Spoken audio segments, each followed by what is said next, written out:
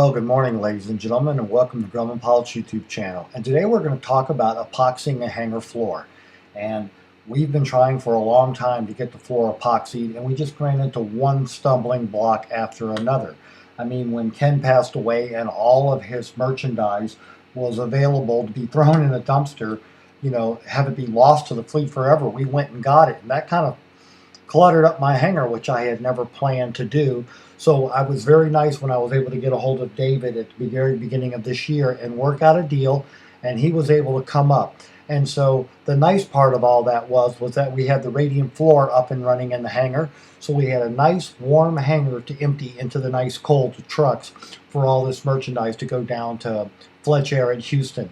And so now that the hangar is going to be empty, now we can get on with preparing the floor to be a 4-coat epoxy on it. I think you're going to be happy. Let's take a look.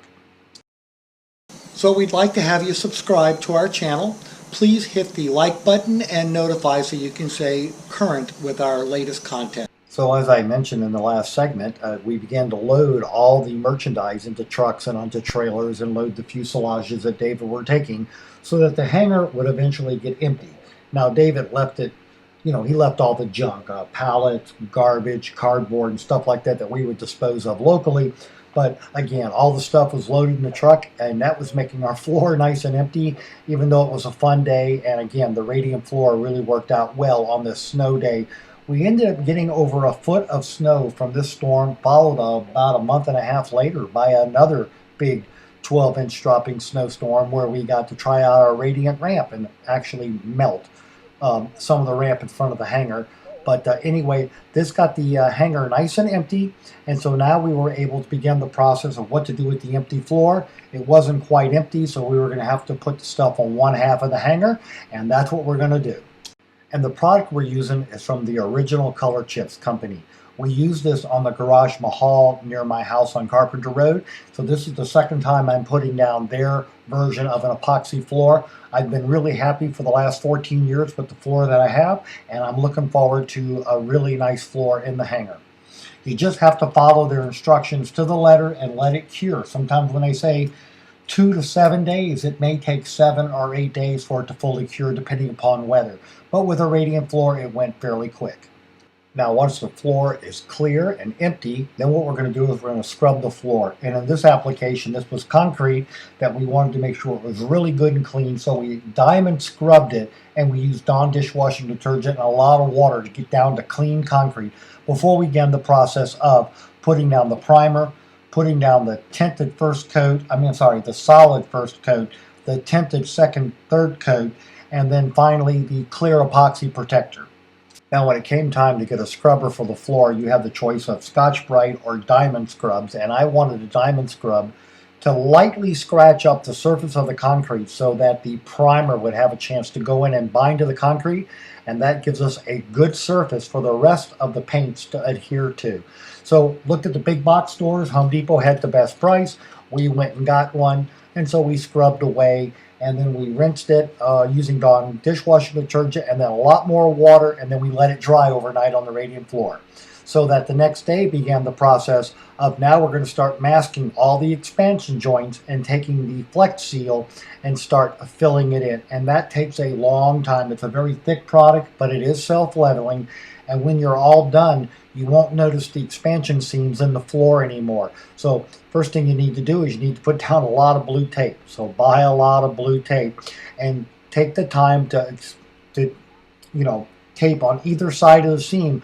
That makes when you're putting the sealant into the seam, everything goes very, very well. And as you can see here, even on a cold day, this works out really well. I mean, we had a lot of snow going on outside, but the tape likes to adhere to the nice, clean, dry, radiant floor, and so therefore we don't have to worry about the weather outside even when it's going like this.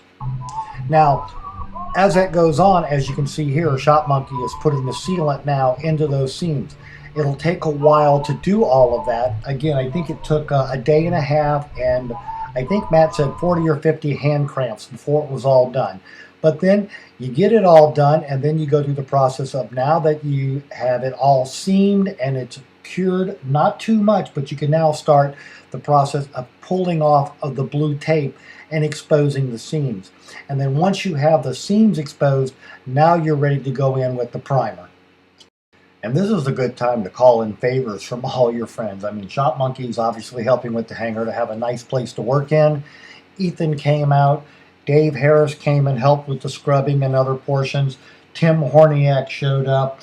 Lynn Wing helped. Luann Seavey. This was not a solo effort. I want to make sure that everybody knows that we are very appreciative of all the time and effort that they put into helping us get through this long process. I mean, from the time we started the floor till the time it was all done, a month had gone by, and then another month goes by on the other side, simply to wait to make sure that everything's sealed properly and would look nice in the finished product. I mean, we're fortunate at Yankee Aviation we have such a hard-working crew. I mean, Matt, when Matt gets on a task, he has to finish it, and there's nothing going to stop him from doing that. He will skip meals. He will skip sleep. As a matter of fact, we caught him one day. It was his birthday, and here he was working on the hangar on his birthday, so I got Luann to swing by on the way home from work. We swung by and got him his favorite donut, and we delivered it to him while he was working, just to show our appreciation of his hard work and dedication.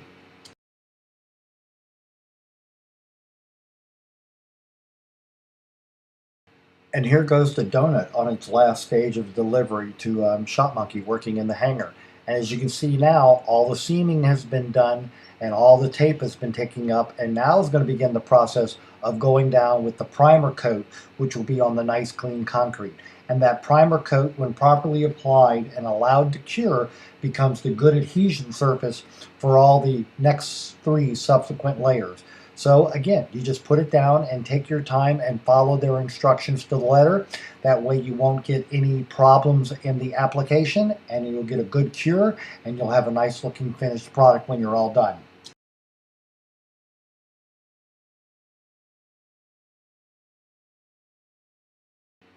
And here's the last of the primer going on, the last little piece, and then we'll be letting it cure, and then we will open the door, let out the vapor from the 2-part mixture so we don't stink up the real hangar, and we just air it out, and that will help with the curing. And if you'll notice outside there's a lot of snow on the ground, but with the radiant floor it's really not a problem, and Matt's taking a broom just to finish making sure that no dust and no snow would blow in onto the floor while it cured.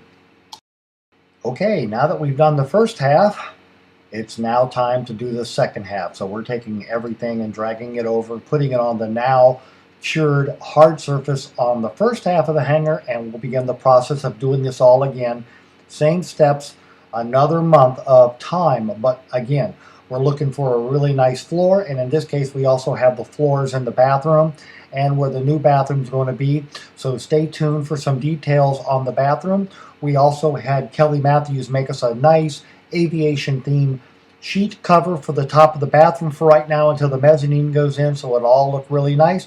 Please enjoy these photos, and here's the finished product. And as you can see, the floor is nice and shiny. It just took a lot of time. Take your time, take care, follow the instructions, and you will be pleased with the result. And this is why people charge so much. Now, when we were doing ours for the bathroom, we had toyed with this idea many years ago, but we bought some glow-in-the-dark chips, and here's one is in a medicine bottle. And we took this 1-pound bag of chips, and we deposited them in the bathroom and the floor as part of step 3A. This is where the tinted urethane goes on, and then you come back and put the chips in. So now we have chips in the floor, and here you can see the ceiling by Kelly Matthews. We picked out a pattern, and she was nice enough to make the ceiling for us. But when we have the nice shiny floor and cured, now the one in the bathroom and the one behind it, if you hit it with UV light, the floor will glow in the dark, and we have a nice firm seam right there. We also did a much lighter casting of glow in the dark on the other bathroom where it's not there yet, but we wanted to have that floor illuminated just as well. And then, because we were at the hangar last night doing the t-shirts, we decided to take some video. Here's what the glow-in-the-dark floor looks like in a dark hangar. Floor in the hangar. And you just hit it with a UV light, like we're doing right here, and you will get a nice glow on the floor. Now, the cast that we put over here in this other bathroom is not nearly as glow-in-the-darky as the other bathroom, but it will have some once the hangar is fully dark. But it was a nice project. I'm kind of glad we did it. There's only one color of glow-in-the-dark, but it was a lot of fun to play with. And if you're interested, the bag of chips was $34 for 1 pound of glow-in-the-dark chips. So you have to be careful when you put them in, and then there's a special top coat. You don't use the normal top coat because the protective coat has a UV screen in it, which would keep the UV from coming in and illuminating the chips. And so therefore there's a repair product that you buy and you put it on that, and that allows the UV light to get to the chips and make this wonderful effect. So we have a few more minutes of this, and then we will be done with the glow in the dark. So I'm looking forward to folks being able to see that firsthand when they come to an event. I'm sure the bathroom during the event will be well visited for a number of reasons. But anyway, glow in the dark was a lot of fun. For those of you who are interested, the new kitten's name is Hopscotch. I'd like to introduce him. We also have some more bling. These are our medals, and thanks for watching.